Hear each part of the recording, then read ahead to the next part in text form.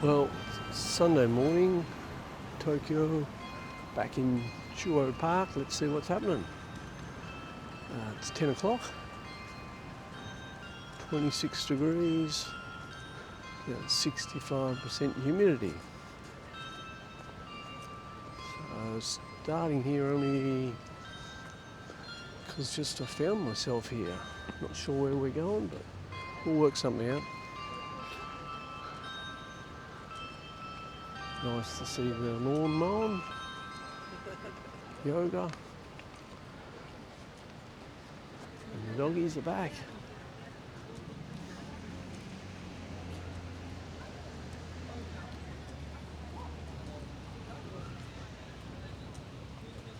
Sat here for I don't know, maybe 20 minutes and made a phone call a little while back, and the mozzies were tucking in.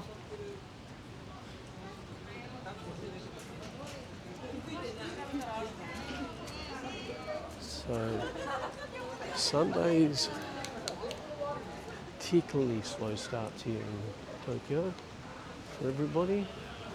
But probably now, 10 o'clock, we're just beginning the active time.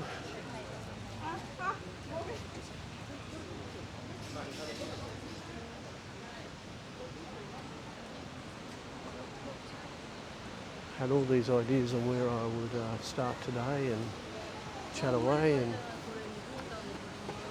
in the end overthought it, so I just decided to not think about it anymore and just start.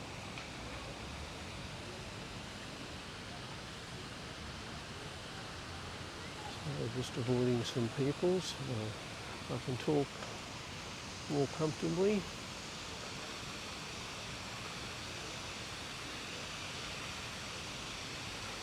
Musicians are on a break. Doggies on a break.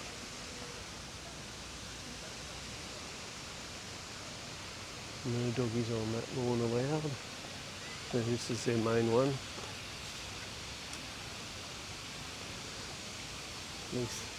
At least they're allowed back this week.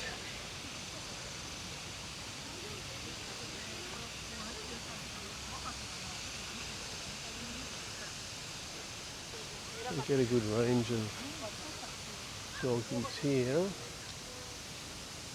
Guessing the most common is the Japanese, and I can't think of what the breed is. It starts with A. That's the most common dogs here. There are some big dogs, but of course smaller dogs will make a bit more sense in a place like Tokyo, where everybody's living small, minimalist. Not everybody, but you know what I mean. Looks nice having a snooze there.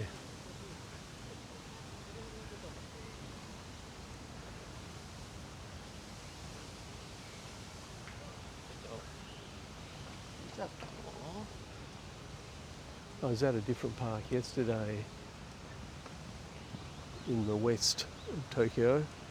It was a big park, and they too had let their lawn grow on very long, such that where they'd cut it, it was just big piles of almost hay-like lawn lying on the ground, dying.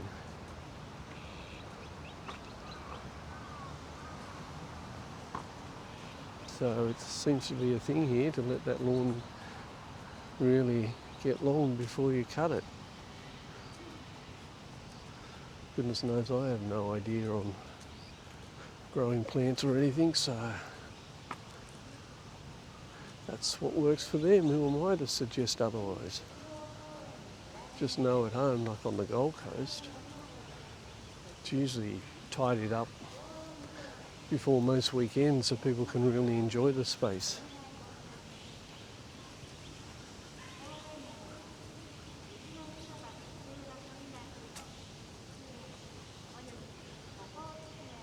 So when I'm wandering around, some days I return to places I go to often because nostalgia. I don't know if it can be nostalgia, if it was only Like I was here just back in April and May, so not that long ago, but I kind of like going over the same routes,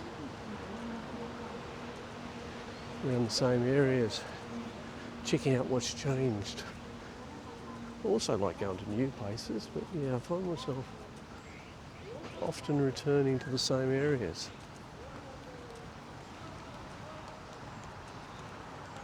So this is the way out, down to my accommodation those months ago. I think we're going to walk down there. It's quite a nice little area.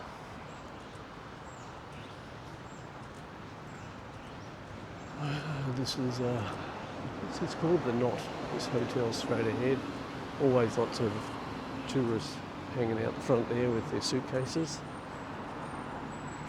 I think it's a pretty prime spot. 10 minutes walk to Shinjuku station, adjacent to this lovely park. Always miss these lights. And I always seem to have something to say about lights on the videos I'm making for some reason. Anybody that knows me knows I do comment on traffic lights a lot, particularly when driving and getting stuck. Getting stuck at red light after red light. There's nothing more frustrating for me. So when I'm driving, say on the Gold Coast, on the, what do they call it, a rat runner, I'll go twice as far to avoid traffic lights, just so I can keep moving. Glad everybody doesn't do that, otherwise all my little rat runs would be too busy to use. Thank goodness I get frustrated if they are busy to use one day. Keep moving. As I just did then, cross that road because it was going to be Green Manor. I didn't have to stand there the whole time chatting. So hopefully, pretty sure we don't have to wait that long for this one to change. Although it's still green that way. Good sign, that green one flashing over there. Orange.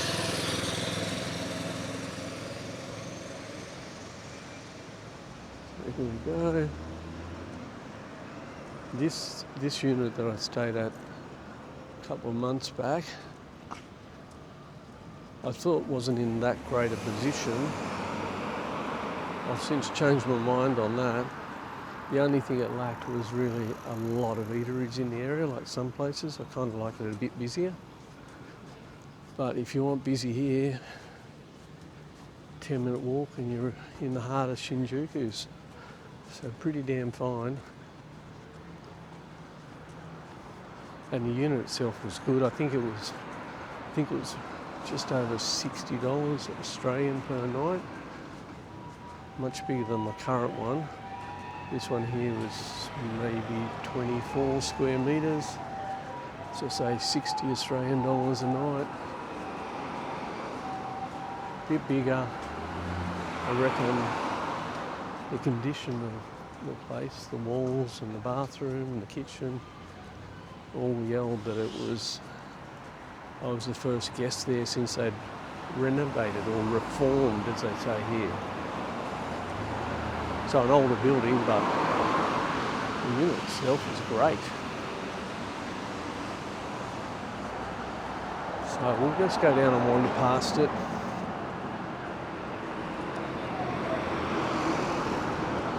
That's the kids' kind of end of Chuo Park, playground area.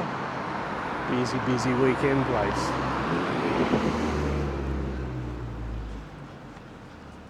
Right, so down this little quiet one.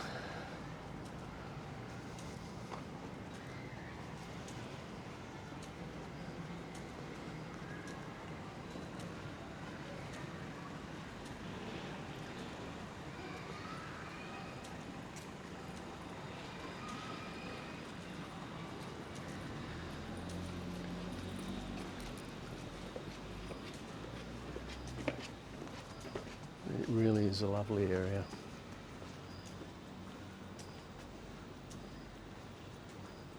I try to live in the now a bit and acknowledge and appreciate what I have at any time, you know, rather than knocking this place for not enough eateries around, appreciating it for all the good parts. 10, 15 minutes to Shinjuku, my cafe, Chuo Park, and really, there's plenty of places to eat. But these studios I stay in actually tend to have pretty good kitchens. This one had 2 gas burners, so it was a bit of meal preparation went on here. The current one only has 1 electric burner, so not really doing anything there. So up here on the right, pinkish, yeah, I think pinkish building.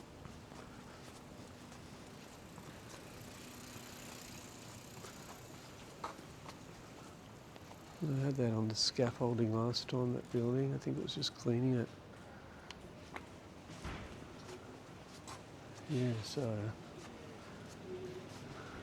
stay there on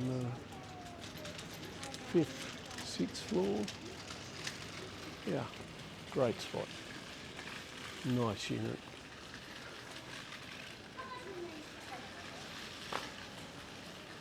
Actually, every time I've got one of these longer stay units, I've gone, this is great.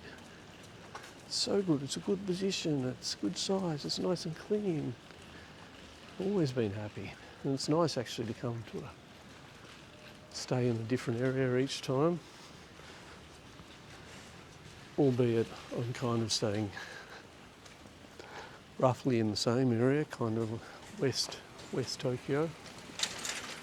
Seems to be my thing. I'm not sure whether I'm prepared to try the Ginzas and Satsas and Uenos and stuff for a place to stay, because I'm quite happy here. So now we're more residential. Schools are on the left.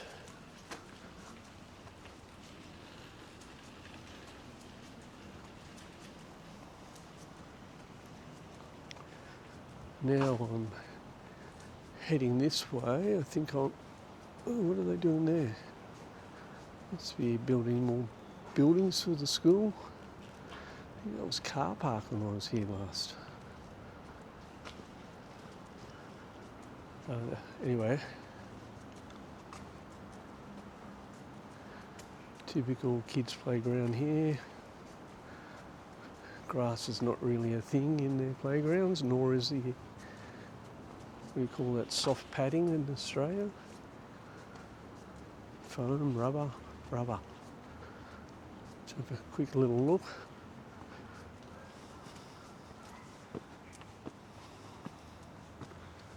An older style.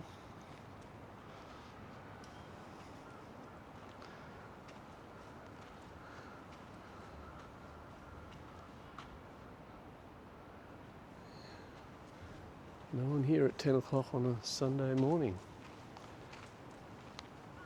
A lot of them have one little toilet at least, but this one not.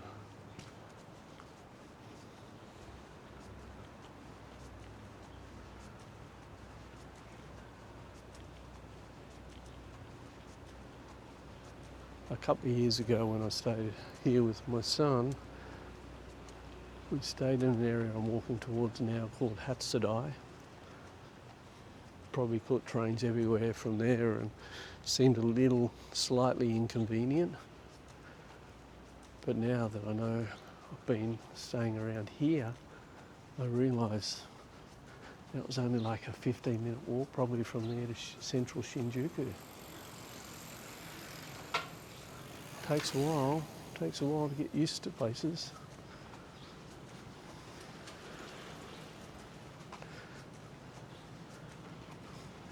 Sometimes we directions I get things completely around the wrong way.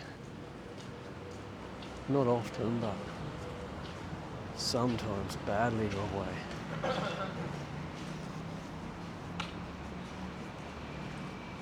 So there's actually a story with this 7-Eleven at night time and drinking, because that place I mentioned staying with my son is only 5 minutes walk, and this 7-Eleven was one we'd utilised when staying there. So one night we were out drinking with some friends. There's the 7-Eleven. Out drinking with some friends, and I always catch trains, not buses. Instead they popped us on a bus and told me how long it was going to take roughly, and where I was to get off, when I saw that 7-Eleven. So that sounded easy enough, even in the 3 too many state. So we got off the bus just over there, wherever the stop is.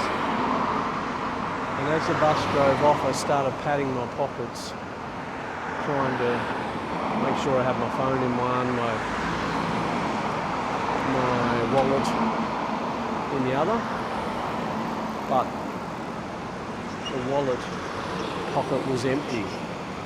And the stupid thing is, they have zippers, and I didn't use a zipper. So immediately I've looked at the bus halfway down the road, looked at Liam, you hold my bag, I'm going to go and get we've got to stop the bus. So, look at these doggies.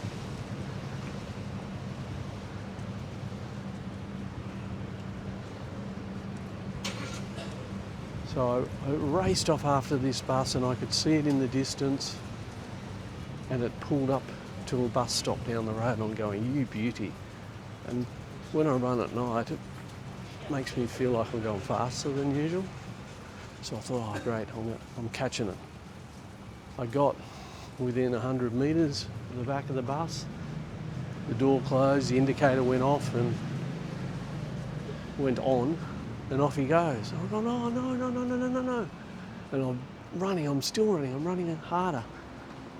And way down the road, I think, is that my bus? He's pulling in for another stop.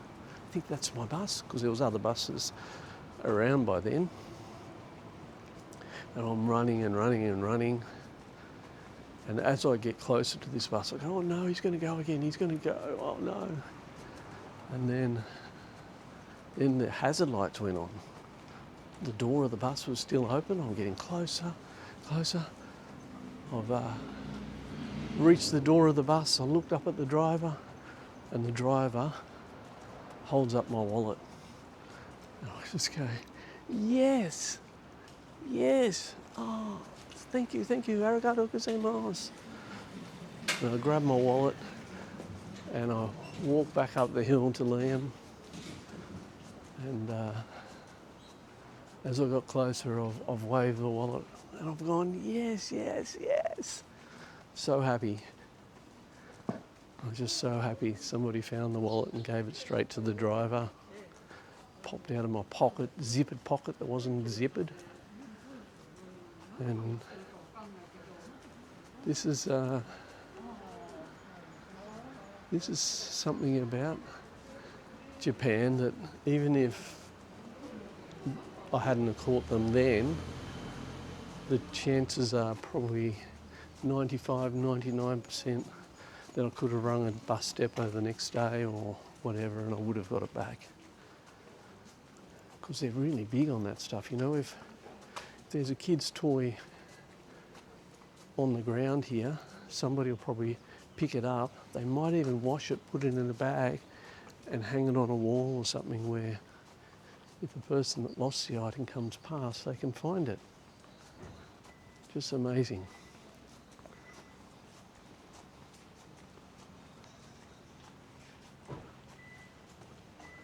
Heard of plenty of people losing wallets in taxis and that sort of thing and getting them back. Passports, no worries at all. So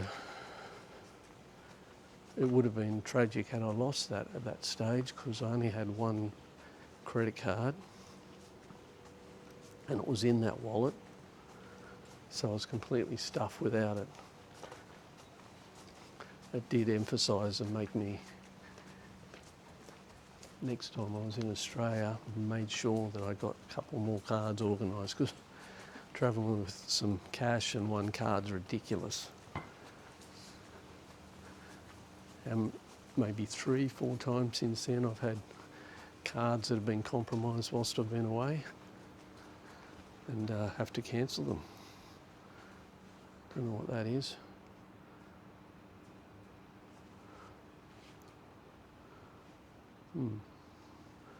Might Google Translate that later and see what that's about. So I'll just walk a little bit further because I want to get to this main street. I don't know if I call it a main street, but yeah, it's where a bit more action's going on. Let's check that out a bit for the visual appeal. And then we'll call it a day on the video front. Try to end up somewhere with a half decent view or reason for stopping.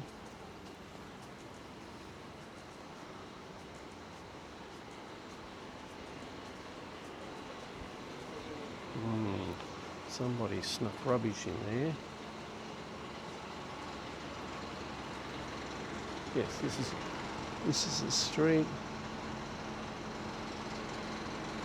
So we'll just wander here. Unlikely there'll be much open. But another perfectly charming Tokyo street and area.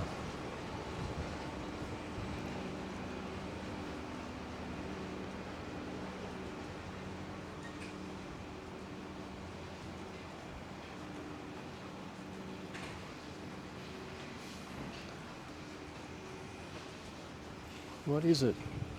What is it about Japanese streets that are so alluring? Doesn't matter whether it's,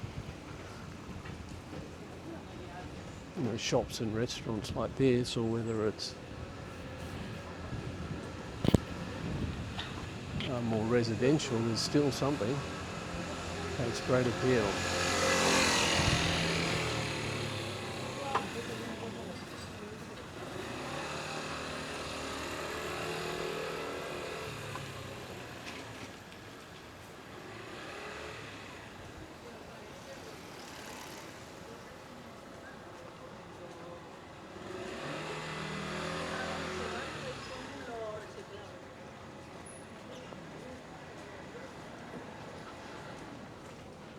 See a few of those around. Put the meals on to deliver. Not quite sure how the contraption works.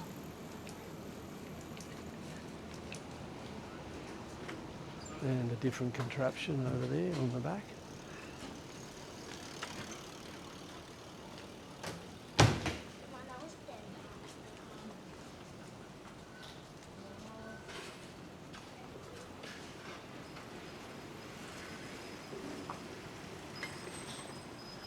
Binga binga. Utilised that food market, supermarket before now. The markets like that, I guess it's no surprise, but the markets like that are a bit cheaper than the convenience stores that are everywhere. So a beer I was getting from 7-Eleven, a larger can, was $2.77 before tax, was $2.22 at one of those kind of stores. So definitely worth going to one of those if you can find one. Not quite as common as convenience stores, but still plenty around.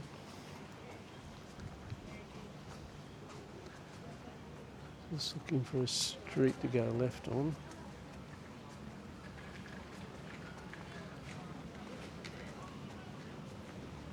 And at that point, we'll call it a day. There's a nice looking shop front, I reckon.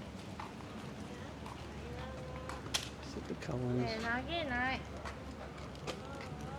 and the liking.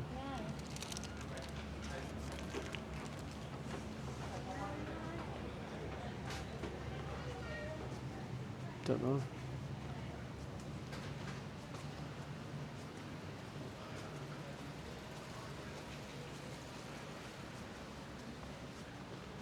All right.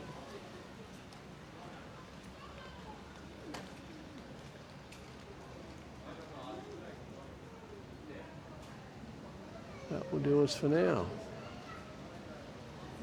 Catch up.